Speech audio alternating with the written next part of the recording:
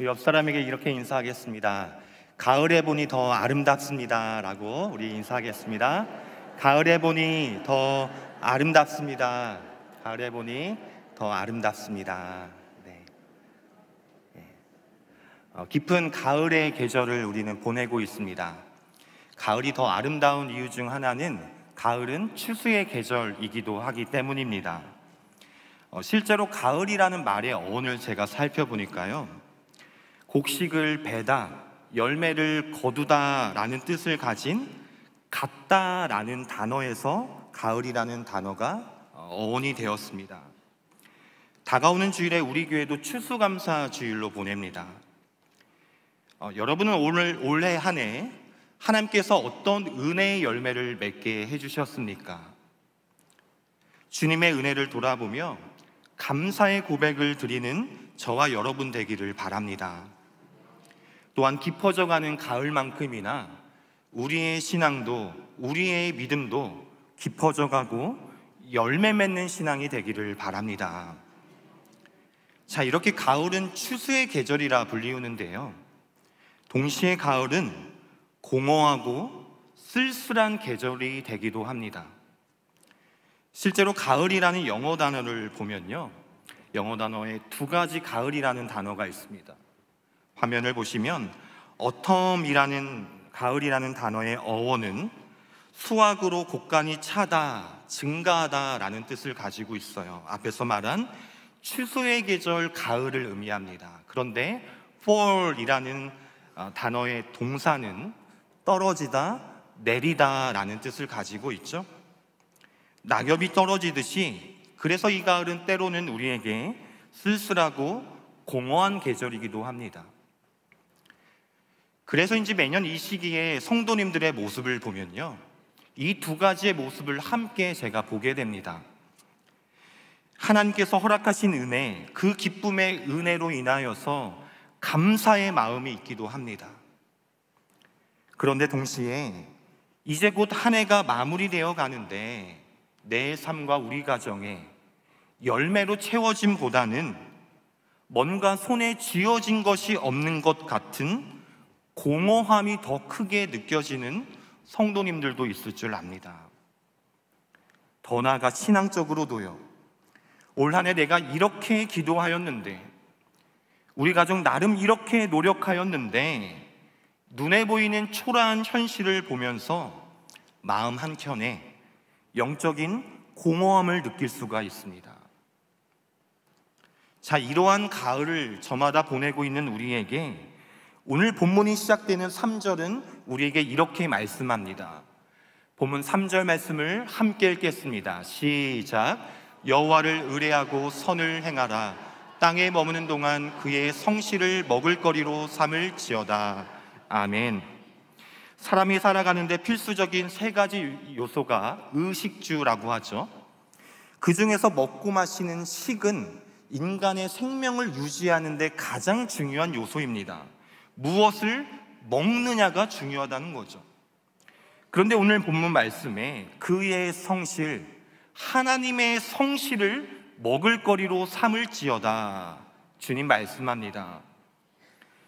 여기서 성실하다에 해당하는 히브리어 원어 에무나는 하나님의 성품을 나타내는데, 하나님의 흔들리지 않는 견고함, 불변하심이라는 뜻을 가지고 있습니다. 또한 먹을거리로 삼는다라는 뜻은 뜯어 먹다라는 적극적인 행동을 요구하는 능동적인 동사입니다. 무슨 말입니까? 이 땅을 살아가며 우리가 나의 노력과 애씀만이 아니라 변하지 않는 하나님의 성실하심을 먹고 누리며 살아가고자 애쓰는 믿음이 우리에게 필요하도다 주님 말씀하시는 겁니다. 바라기는 저와 여러분 모두가 그의 성실하심, 하나님의 성실을 풍성히 먹고 마시는 믿음의 삶이 되기를 바랍니다. 그렇다면 하나님의 이 성실하심의 은혜를 누리기 위해서는 우리에게 어떤 믿음의 모습이 필요한지 본문에서 나오는 하나님의 말씀을 통해 주님의 음성에 귀 기울이는 시간이 되기를 바랍니다. 첫 번째 함께 따라하겠습니다. 하나님을 기뻐하라. 이어지는 시편 37편 4절 말씀도 함께 읽을게요. 시작. 또 여호와를 기뻐하라. 그가 내 마음의 소원을 내게 이루어 주시리로다. 아멘. 하나님의 성실하심이라는 은혜를 누리기 위해서 첫 번째는 하나님을 기뻐하라. 주님 말씀하십니다. 기뻐하는 것. 목사님 별거 아니네요. 이렇게 생각하는 분들도 있을 수 있지만 그렇지 않아요. 여러분, 요즘 무엇 때문에 기쁘셨습니까? 올 한 해를 돌아보면 여러분을 가장 기쁘게 했던 일은 무엇이에요? 저는 생각해보니 대부분 저희 가정에 대한 일들이 많더라고요. 우리가 기뻐한다라는 감정은요, 외부의 어떤 환경에 의한 자연스러운 인간의 반응입니다. 그런데요, 좋은 일이 생겨서 기쁘고 내가 원하는 대로 일이 이루어져서 기쁘는 것은 하나님을 알지 못하는 사람도 할 수 있는 거잖아요. 오늘 그래서 본문 말씀에는 여호와를 기뻐하라. 우리 기쁨의 근원이 하나님이 되셔야 된다, 주님은 말씀하고 계십니다. 실제로 기뻐하다라는 히브리어 언어 아나그라는 뜻은 여호와로 인해 마음이 부드러워지는 것, 여호와 안에서 만족하게 되는 것이라는 의미를 가지고 있어요. 이것은 외부의 조건과 환경으로 인한 기쁨이 아니라 그 기쁨의 근원이 하나님일 때 주어지는 기쁨을 말씀합니다. 저는 그럼 다시 여러분에게 질문합니다. 여러분은 하나님 때문에 기뻐하고 계십니까? 요즘 여러분의 신앙생활에 기쁨이 있으세요? 주변의 내 환경과 상관없이요, 하나님 때문에 여러분 마음에 기쁨이 유지되고 있으십니까? 오늘 하나님께서 이것을 가장 먼저 말씀하시는 거예요.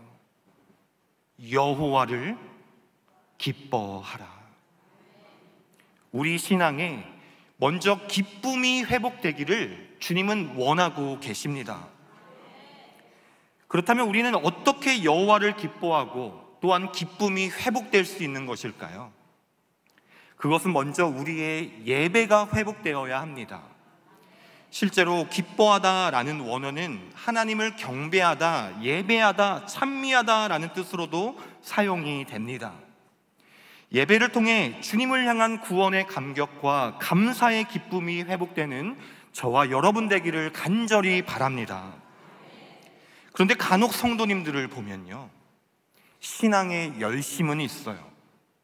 열심히 봉사도 하고 헌신도 합니다. 그런데 신앙에 기쁨이 없는 성도님들을 보게 됩니다. 저는 여러분이 하나님 때문에 기쁘셨으면 좋겠습니다. 우리 모두가 예수님 믿는 것이 열심도 좋고 어떤 결단과 경건의 노력도 좋지만 먼저 우리 신앙에 기쁨이 있기를 바랍니다. 그것이 우리 아바 아버지 되시는 하나님의 마음입니다. 또 어떤 분들은 이렇게 말할 수 있어요. 목사님, 제가 지금 기뻐할 때가 아니에요. 지금 저희 가정의 상황을 아신다면 어떻게 하나님께 기뻐할 수 있겠습니까? 이렇게 반문하신 분들도 있을지 모르겠습니다. 만약 지금 여러분의 마음과 삶이 그러하시다면요, 그래서 더 기쁨이 회복되어야 됩니다. 이것은 다른 어떤 이유 때문이 아니라 하나님과의 친밀함에서 오는 교제를 통해 얻어지는 기쁨입니다. 하나님 안에서 나오는 기쁨, 하나님을 통해 나오는 기쁨. 많은 사람들이 기쁨의 이유를 외부의 조건이나 환경에서 찾으려고 합니다. 여러분, 이 세상이 주는 기쁨은요, 일시적이고 언젠간 사라지게 되어 있습니다. 그러나 오늘 본문이 말씀하는 하나님 안에서 나오는 주님이 주시는 기쁨은 영원히 변하지 않는 줄 믿으시기 바랍니다. 그래서 스바냐 3장 17절 말씀에 이렇게 고백하죠. 그가 너로 말미암아 기쁨을 이기지 못하시며 너를 잠잠히 사랑하시며 너로 말미암아 즐거이 부르며 기뻐하시리라. 말씀해요. 하나님이 우리를 기뻐하신대요. 여러분, 하나님이 우리를 사랑하십니다. 그런데 우리에게 기뻐할 만한, 사랑받을 만한 조건이 갖춰져서 주님이 사랑하신 겁니까? 오히려 로마서 5장 말씀에는 우리가 아직 죄인 되었을 때에, 우리가 아직 연약할 때에 그리스도께서 십자가에서 자기의 사랑을 확증하셨다 말씀하십니다. 저에게는 이제 10개월 된 아들이 있습니다. 오늘도 교회 온 것 같은데요. 사실 오늘 말씀 주제가 제 아들의 이름이에요. 예수님의 성실하심, 그래서 예성입니다. 아침에 교회 가기 전에 대부분 한번 안아주는데요, 안고 나면 제 자켓에 어떤 일이 일어날까요? 눈물인지 콧물인지 침인지 뭔가 범벅한 것이 흥건하게 젖어 있습니다. 저 나름 깔끔한 사람이거든요. 그런데도 내일 되면 또 안아줍니다. 며칠 전에는 가을 옷을 정리하는데 제가 아끼는 니트를 물고 빨고 뜯고 있더라고요. 여러분, 그래도 전 제 아들이 좋아요. 제 아들을 기쁘고 보면 기쁘고 사랑스럽습니다. 하나님도 그러지 않으시겠습니까? 여러분 중에 하나님께서 지금 이런 나의 모습도 과연 사랑하실까? 내가 요즘 정말 처참한 믿음으로 방황하고 있는데 과연 이런 내 모습도 받아주시고 기뻐하실까? 이런 마음을 가진 분이 계시다면 죄송해요. 착각하지 마세요, 여러분. 여러분의 어떠함 때문에, 여러분의 부족함 때문에, 여러분의 연약함으로 인해 하나님의 사랑이 변하지 않습니다. 그것이 바로 하나님의 신실하신 사랑이요 하나님의 성실하심입니다. 주님이 우리를 이렇게 사랑하신다면요, 우리도 주님을 그렇게 사랑하고 기뻐해야 되지 않을까요? 여러분, 기쁨의 이유를 밖에서 찾지 마세요. 하나님 안에서 찾으시기 바랍니다. 하나님께서도 우리에게 어떤 이유가 있어서, 자격이 있어서, 조건을 갖추어서 사랑하신 것이 아니라면 바로 우리가 하나님의 자녀이기에 사랑하신다면 우리 또한 그렇게 하나님을 아버지로 사랑할 수 있기를 바랍니다. 그래서 하박국에서는 이렇게 말씀하시죠. 무화과 나무가 무성하지 못하고 포도나무에 감람나무에 열매와 소출이 없고 우리의 양과 소가 없을지라도 나는 여호와로 말미암아 즐거워하며 나는 구원의 하나님으로 말미암아 기뻐하니라. 하나님께서 허락하신 은혜와 축복의 열매, 그런 역사가 있으시다면 하나님께 마땅히 기뻐하시기 바랍니다. 그런데요, 그래서 기뻐하는 신앙을 넘어서기 바래요. 그럼에도 불구하고 기뻐하는 신앙, 그리 아니하실지라도 구원의 하나님으로 인해 기뻐하는 저와 여러분 되기를 간절히 바랍니다. 이렇게 우리가 여호와를 기뻐할 때에 하나님께서는 우리에게 엄청난 은혜를 오늘 약속하고 계십니다. 본문 4절 말씀을 다시 읽어볼까요? 37편 4절 시작. 또 여호와를 기뻐하라. 그가 내 마음의 소원을 내게 이루어 주시리로다. 아멘. 여호와를 기뻐하라. 히브리어 원어를 살펴보니까 여호와를 기뻐하라 이 다음에는 결과의 의미를 가진 접속사 와우라는 단어가 나옵니다. 무슨 말이에요? 여호와를 기뻐하라. 그러면 그 결과로서 주님께서 내 마음의 소원을 이루어 주시리로다 약속합니다. 여러분, 구약에서 신약에 이르기까지 내 마음의 소원을 이루어 주신다는 약속은 그리 흔한 약속이 아닙니다. 그래서 우리가 함께 읽은 본문 4절의 말씀은 유명한 성구로 우리가 많이 참 좋아하고 알고 있습니다. 그런데 중요한 것은요, 이러한 약속을 어떠한 자에게 주신다고요? 여호와를 기뻐하는 자에게 주십니다. 또한 여기서 내 마음의 소원을 이루어 주시리로다 라의 주어와 주체가 중요한 거예요. 바로 4절 중반부에 그가, 하나님께서 이루어 주십니다. 여러분의 마음의 소원과 소망과 행사는 하나님께서 이루어 주셔야 됩니다. 내가 이루는 것이 아니에요. 하나님의 뜻 안에서, 하나님의 방법대로, 하나님의 가장 완벽한 타이밍에 이루어 주심을 소망하시기 바랍니다. 그러기 위해 하나님을 더욱 기뻐하는 자로 하나님 앞에 예배하며 우리 안에 구원의 감격과 감사와 찬양이 늘 끊이지 않는 기쁨의 삶이 되기를 바랍니다. 두 번째로 함께 따라하겠습니다. 내 길을 여호와께 맡기라. 이어지는 5절의 말씀은 여러분의 목소리로 읽어보겠습니다. 시작.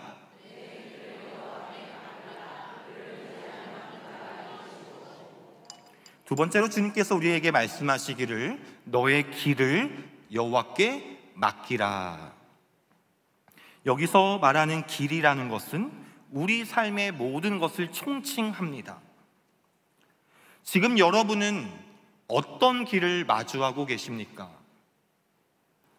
나의 신앙의 길, 우리 가정의 영적인 길, 사랑하는 자녀들의 앞날, 나의 내면의 길, 캄캄해 보이고 도무지 풀리지 않을 것 같은 내 마음속의 고민이라는 길들, 아마 저마다 여러 삶의 자리에서 부딪히는 길이 있을 줄 압니다. 그런데요, 오늘 본문 말씀에서 주님께서 우리에게 오늘 정확히 말씀하고 계십니다. 여러분, 우리의 길은 여호와께 맡기는 것입니다.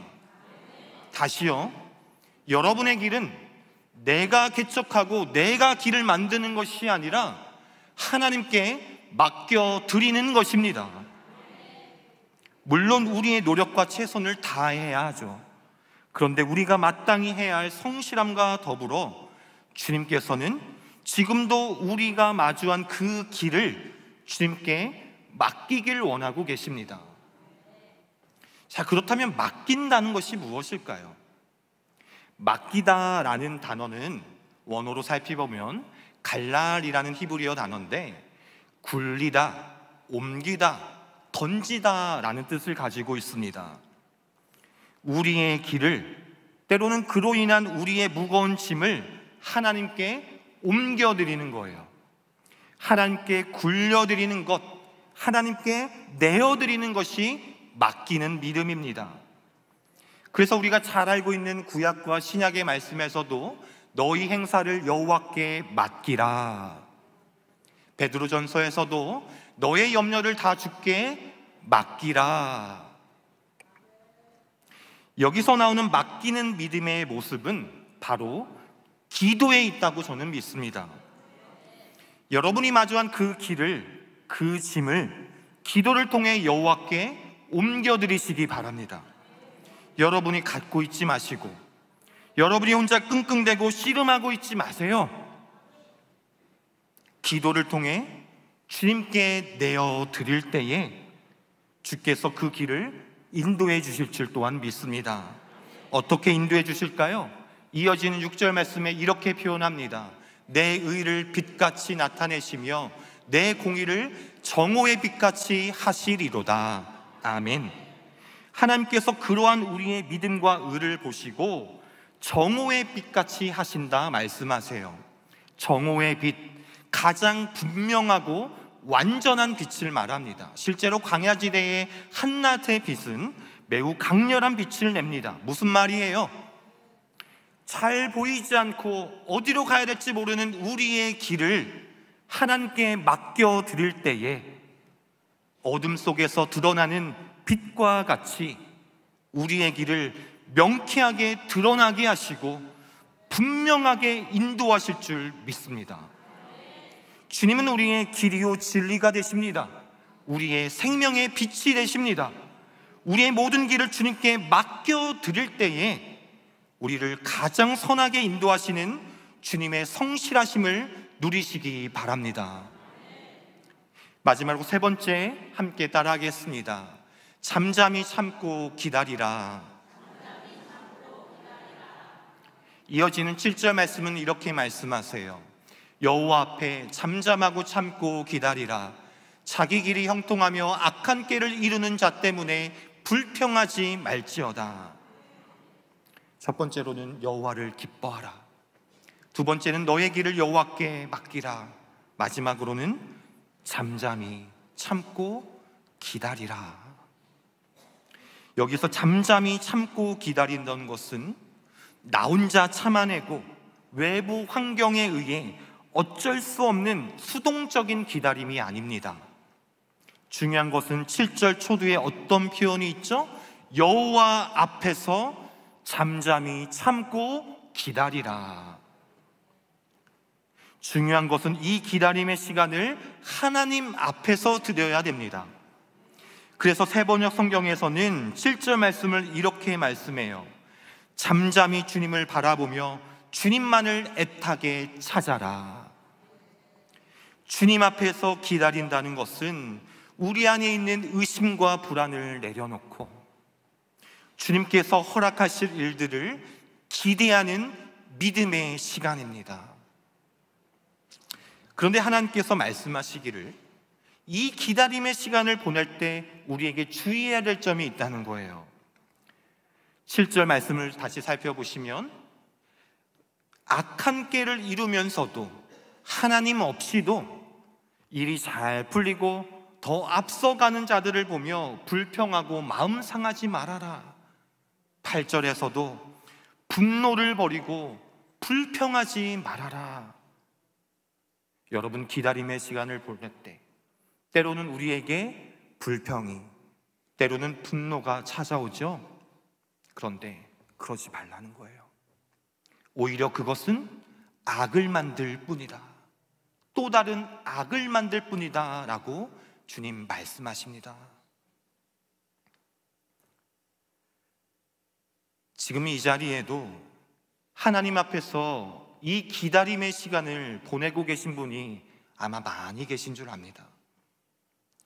이 기다림의 시간은 사실 우리 신앙생활 가운데 참 힘겨운 시간입니다. 하나님, 도대체 언제까지 지체하실 것입니까? 하나님, 왜 이 문제만큼은 더디 응답하시는 것입니까? 저 또한 개인적으로 이 기다림의 시간에 대해서 깊이 묵상할 때가 있었습니다. 그런데 그때 하나님께서 주시는 마음은 하나님께서 나를 기다려주지 않으셨다면, 하나님께서 나를 참아주지 않으셨다면 지금의 내가 이 모습으로 주님 앞에 설 수 있었을까? 그래서 고린도전서 13장 말씀에는 하나님의 사랑에 대해서 15가지의 표현으로 열거하는데요, 그 첫 번째가 뭐라고 이야기하죠? 사랑은 오래 참고 말합니다. 하나님의 사랑에 대해서 더 대단하고 아름다운 단어를 사용할 수 있는데 사랑은 오래 참는 거랍니다. 왜 그래요? 주님께서 먼저 우리를 그렇게 기다리며 사랑해 주셨습니다. 주님께서 나를 그렇게 기다려 주셨듯이 여러분이 지금 하나님 앞에서 인내하고 견디고 버티며 보내고 있는 그 기다림의 시간 그 자체가 사랑은 오래 참고 하나님을 사랑하는 시간이 됨을 여러분 기억하시기 바랍니다. 기다리는 게 하나님을 사랑하는 겁니다. 우리에게 선한 능력으로 라는 찬양의 가사로 잘 알려진 독일의 신학자 본 회포의 옥중서신의 말미에는 이런 고백이 담겨져 있습니다. 그 선한 능력에 감사하여 믿음직스럽게 고요하게 우리는 다가올 일들을 조용히 기다리겠습니다. 분명 하나님은 저녁에도 아침에도 다가올 새날에도 매일 우리 곁에 계십니다. 또한 그는 기다림에 대해서 또한 이렇게 말합니다. 기다림은 하나님께서 우리에게 가장 좋은 것을 주시기 위한 믿음의 과정이다. 우리가 하나님 앞에서 드려지는 이 모든 기다림의 시간은 하나님께서 그 은혜를 준비하는 시간이요, 우리 삶 속에 그분의 성실하심을 나타내는 시간이 될 줄 믿습니다. 그리고 이렇게 여호와를 소망하며 기다리는 자들은 오늘 본문 마지막 9절 말씀에 이렇게 고백하며 축복을 약속하시죠. 여호와를 소망하는 자들은 땅을 차지하리로다. 여기서 말하는 땅은 하나님이 예비하신 약속의 땅, 여호와의 기업, 은혜의 땅을 말합니다. 이러한 은혜가 저와 여러분에게 있기를 간절히 바랍니다. 오늘 세 가지 대지 기억나세요? 여호와를 기뻐하라, 내 길을 여호와께 맡기라, 잠잠히 참고 기다리라. 저는 정말 오늘 말씀 있는 그대로 우리의 믿음을 통해 하나님께서 우리에게 그런 은혜와 축복을 주실 줄 믿습니다. 기뻐할 때 우리 마음의 소원을 이루어 주시고, 길을 맡겨드릴 때에 우리를 정오의 빛같이 밝히 인도하시며, 기다릴 때에 약속의 땅을 차지하게 하시는 은혜가 있을 줄 또한 믿습니다. 그런데요, 저는 오늘 말씀을 우리가 믿음을 드리면 주님께서 은혜를 주신다, 이런 메시지만으로는 끝내고 싶지 않아요. 왜요? 기뻐하라, 맡기라, 기다리라, 이렇게 믿음으로 사는 것이 쉽지가 않더라고요. 마음으로는 알고 믿음으로는 알겠는데 잘 되지가 않더라고요. 오늘 하나님의 성실함에 대해서 말씀을 준비하면서요, 저의 예전 이야기들이 생각이 났습니다. 신학대학원을 졸업하고 첫 전임 전도사로 사역을 했을 때 제가 지금보다 그때 믿음이 더 좋았나 봐요. 하나님께 순전한 신앙, 성실함을 삶을 통해, 사역을 통해 정말 드려드리고 싶었어요. 그래서 지금은 안 그래요. 월요일부터 주일까지 그 교회는 주일도 새벽 예배가 있었는데요, 일주일 내내 명절을 제외하고 누가 시키지도 않았는데 1년 12달 새벽 기도회를 빠지지 않고요, 무조건 순종해야지라는 마음으로 정말 열심히 헌신하며 사역했습니다. 또한 신랑 되신 주님께 젊은 날의 내 삶을 드리고 싶은 마음에 내가 1년 정도는 친구들도 외부의 어떤 만남도 가지지 말자, 그렇게 사역에만 집중했던 시간이 있습니다. 여러분, 그래서 제가 결혼이 늦어졌어요. 네. 이건 따라하지 마세요. 네. 그런데요, 1년이 조금 지나가니까 저의 성실에 금이 가더라고요. 점점 마음이 힘들어지고 저의 믿음도 흔들리고 점점 탈진해가는 모습을 보게 되었어요. 아, 이거 왜 이럴까? 내가 어디서부터 잘못된 것일까? 오랜 시간 고민하게 되었습니다. 바로 그때 다시 묵상하고 붙잡게 된 하나님의 모습이 하나님의 신실하심, 하나님의 성실하심입니다. 설교 초두에 성실이라는 원어는 하나님의 흔들리지 않는 견고함, 불변하심이라고 했습니다. 성실은 결국 흔들리지 않는 거더라고요. 요동하지 않는 겁니다. 모든 상황 속에서도 흔들리지 않고 요동하지 않는 믿음을 주님께 보여드리고 싶은데 그게 잘 되지 않더라고요. 그런데 그때 알게 되었어요. 나의 성실로는, 나의 노력으로는 되는 것이 아니구나. 하나님 말씀에 시편 125편 1절 말씀에 왕이 여호와를 의지하오니 지극히 높으신 자의 인자함으로 요동치 아니하리이다.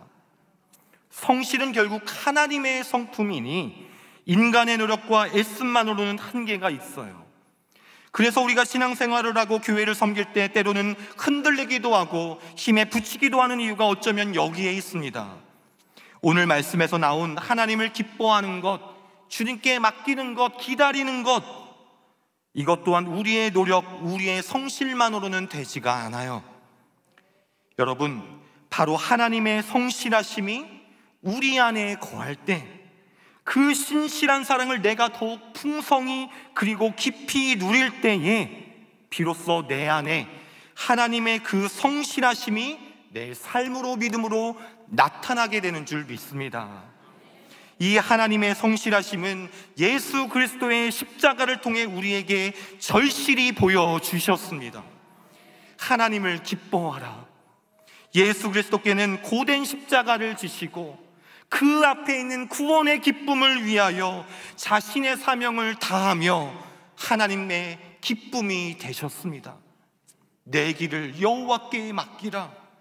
예수님께서는 십자가 앞에서도 내 원대로 마시옵고 아버지의 원대로 되기를 원하나이다, 그렇게 주님께 잔을 돌리며 자신의 십자가의 길을 주님께 맡겨드림으로 우리에게 구원을 주셨습니다. 잠잠히 참고 기다리라. 죄된 우리의 모습, 우리의 연약한 모습에도 불구하고 우리를 포기하지 않으시고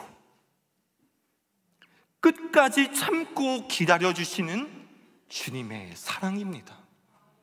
수많은 모욕과 고난 속에서도 잠잠히 그 고난을 참고 구원을 기다려주신 주님의 그 기다리심이 죄와 사망의 권세에서 저와 여러분을 영원한 생명의 권세로 인도해 주셨음을 믿으시기 바랍니다. 말씀을 맺겠습니다. 오늘 설교 제목이 그의 성실하심입니다. 한 해를 점점 마무리해가는 이 가을에 비록 내 삶에 풍성한 열매가 없을지라도 하나님의 성실하심, 예수님의 성실하심을 먼저 더 깊고 풍성히 누리는 저와 여러분 되기를 간절히 바랍니다. 그 신실하신 사랑 안에 거할 때 우리 안에 주님을 향한 기쁨이 채워지게 되고 우리의 길을 주님께 맡겨드릴 수 있는 믿음과 용기가 더욱 견고해집니다. 그리고 우리 앞에 놓인 기다림의 시간 또한 주님과 함께 할 때에 어느새 우리 삶 속에 역사하고 계시는 하나님의 성실하심이 우리에게 나타나게 될 줄 믿습니다. 그래서 이제 그의 성실하심이 김건사님의 성실하심, 이집사님의 성실하심, 박장로님의 성실하심으로 나타나 하나님께 그 성실하심을 갚아드리는 저와 여러분 되기를 주님의 이름으로 축원드립니다. 기도하겠습니다. 하나님 감사합니다. 이 가을을 보내며 우리에게 추수한 열매가 비록 없을지라도 하나님의 성실하심이라는 은혜를 손에 쥐고 먹고 마시는 은혜를 우리에게 허락하여 주옵소서. 여호와를 기뻐하게 해주시고 우리의 길을 여호와께 맡기게 해주시고 하나님 앞에서 기다림의 시간을 감당할 때에 우리 삶에 하나님의 성실하심이 임하는 은혜를 경험케 하여 주옵소서. 모든 것 주님께 감사드리며 예수님의 이름으로 기도드립니다. 아멘.